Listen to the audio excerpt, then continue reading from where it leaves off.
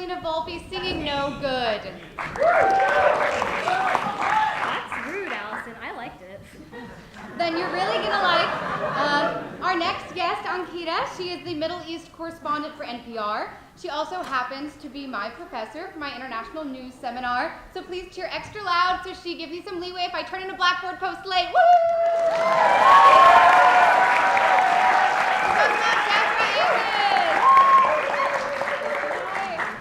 Thank you so much again for being with us today.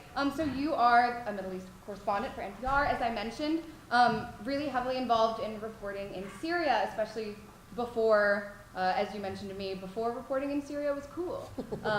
So can you tell me a little bit about how you first got involved reporting there? Because Baghdad was too dangerous. And you couldn't leave your compound because there were armed guards on the roof and people were trying to kidnap us. And so Damascus was a great place to go. And little did I know that there would be 1 million Iraqis that came through Syria. So you really could report on Baghdad by being in Damascus. It was a crazy time where there were refugees everywhere, and it wasn't as much reported as the situation is now. So it was just a great place to watch the beginning of this refugee crisis. And when you were reporting there, you reported there for on and off 10 years, right? I did. Did you have, at the beginning, any inclination that Syria would become the crisis zone that it is today? All the same things that were causing rebellions everywhere were there in Syria. This was a country that had a youth bulge. 60–70% of the country was under 30. Well educated, but no jobs.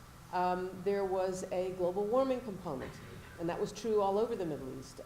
And so all of the same ingredients were there. So once one country exploded, it wasn't so far-fetched that the rest would too.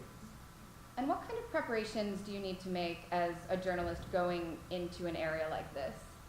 You have to, first of all, you have to have the right shoes. That's very important. No, I'm serious, because you're on your feet all day long, and so you have to have the right shoes. You have to eat a good breakfast. That's also very important, because you never know when you're going to eat again. You sound like my mom. Exactly. That was my mom, but more likely my editor, who would tell me these things. And you just have to be flexible, because everything happens at the same time. It's kind of, sometimes like Princeton, where everything happens, especially as we approach midterms. And you just have to, war zone. Yeah, it's the same kind of war zone. And you just have to be ready to sort of follow a story.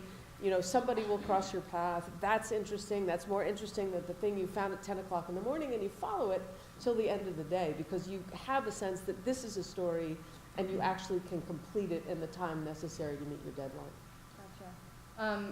What was the most dangerous scenario you found yourself in during your time reporting in the Middle East or elsewhere in your career?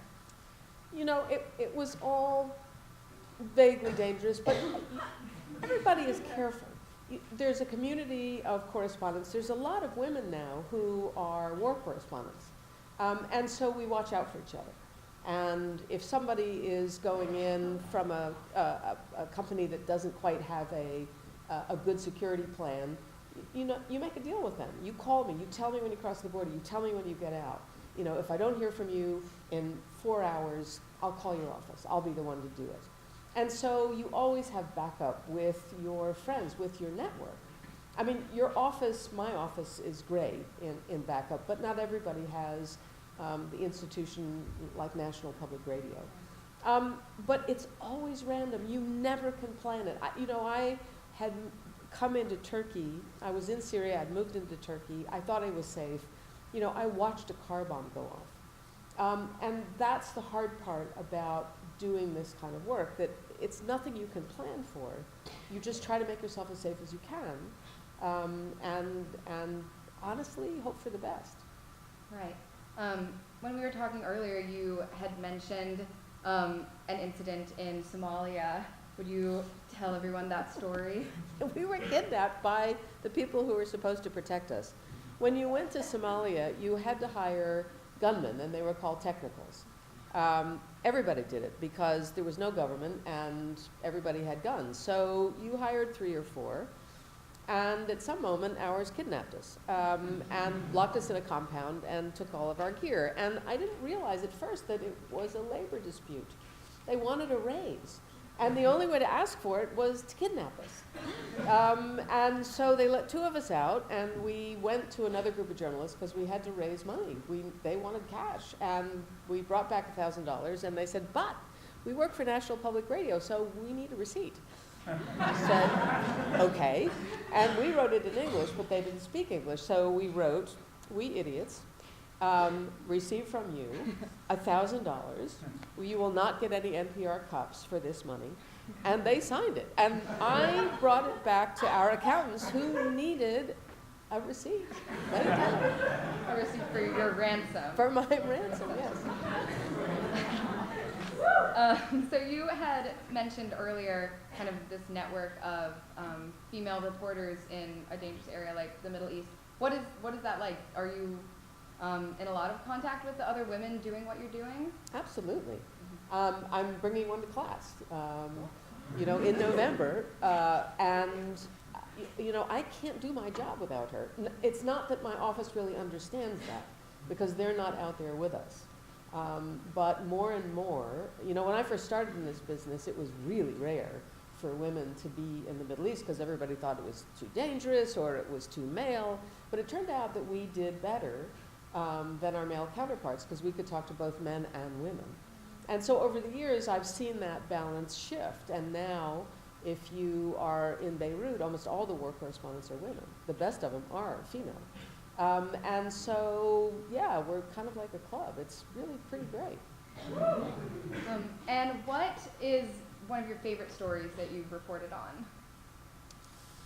Oh, gosh. I wish I'd had some preparation for that to think about it. I don't know.